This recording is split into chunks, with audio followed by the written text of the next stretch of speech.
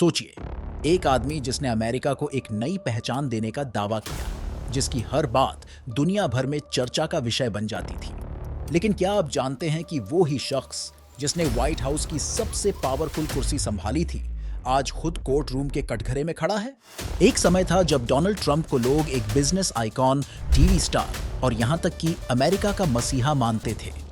लेकिन अब वही डोनाल्ड ट्रंप क्रिमिनल चार्जेस का सामना कर रहे हैं और उनका नाम विवादों के साथ जुड़ चुका है। तो कैसे हुआ यह बदलाव? कौन सा वो मोड़ था जिसने एक अमीर बिजनेसमैन और पॉपुलर रियलिटी टीवी स्टार को अमेरिका के सबसे विवादित नेता में बदल दिया? और उनकी इस कहानी में इंडिया का क्या कनेक्शन है? आइए इस पूरे सफर को समझते हैं। एक ऐसे सफर को जो बिजनेस से शुरू हुआ, फिर राजनीति के गलियारों से होते हुए दुनिया की सबसे बड़ी कुर्सी तक पहुंचा और अब कोर्ट रूम के दरवाजों पर खड़ा है।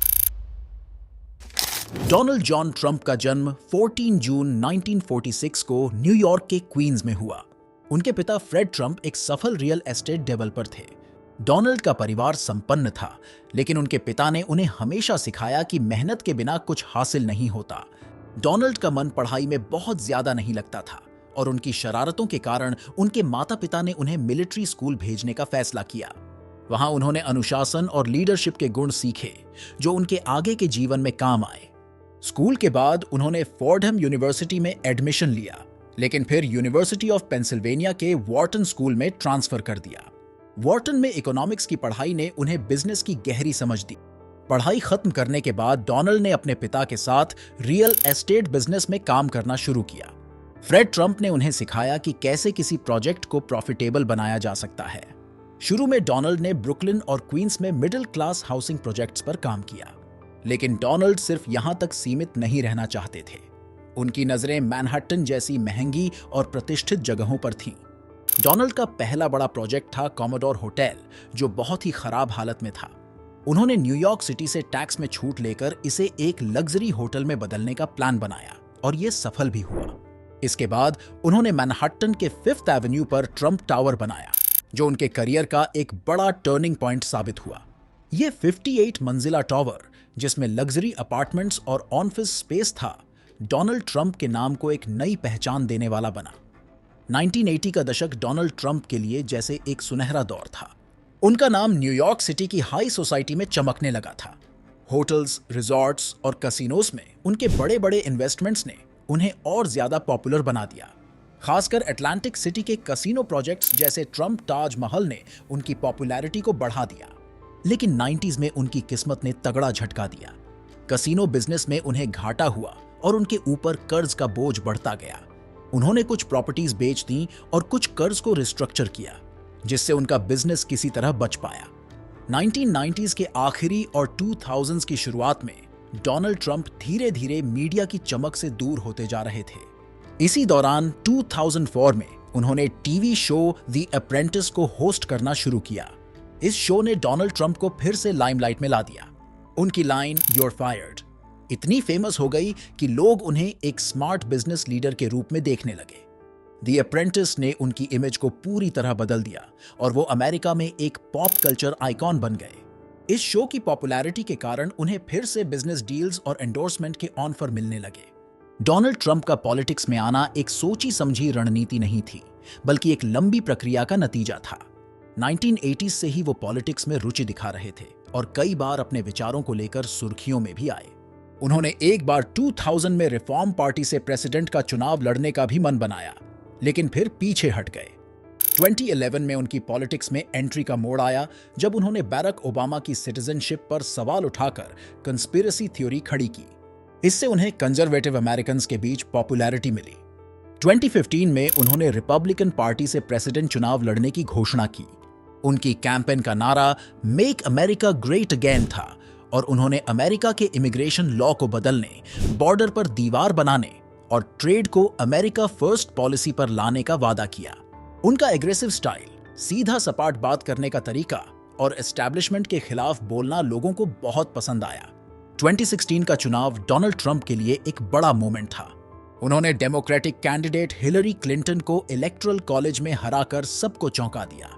उनकी जीत ने अमेरिका को ही नहीं बल्कि पूरी दुनिया को चौंका दिया। 20 जनवरी 2017 को उन्होंने 45वें प्रेसिडेंट के रूप में शपथ ली। उनकी पॉलिसी में इमिग्रेशन का मुद्दा सबसे प्रमुख रहा।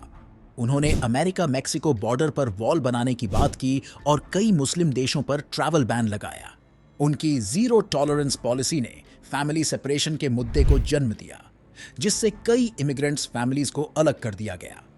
प्रेसिडेंट के रूप में ट्रंप का भारत के साथ भी खास रिश्ता रहा।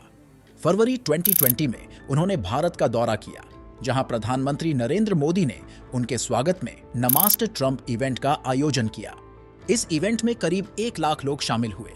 इस तरह से ट्रंप और मोदी के बीच दोस्ताना संबंध पूरी दुनिया के सामने आए, जिससे दोनों देशों के बीच स्ट्रेटेजिक पार्टनरशिप को भी बढ़ावा मिला। 2020 में कोविड-19 महामारी आई और डोनाल्ड ट्रंप के निर्णयों पर कई सवाल उठने लगे।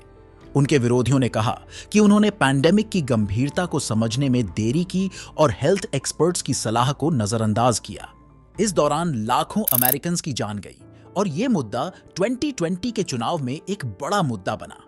2020 में जो बाइडेन से चुनाव हारने के बाद भी ट्रंप ने हार मानने से इनकार कर दिया।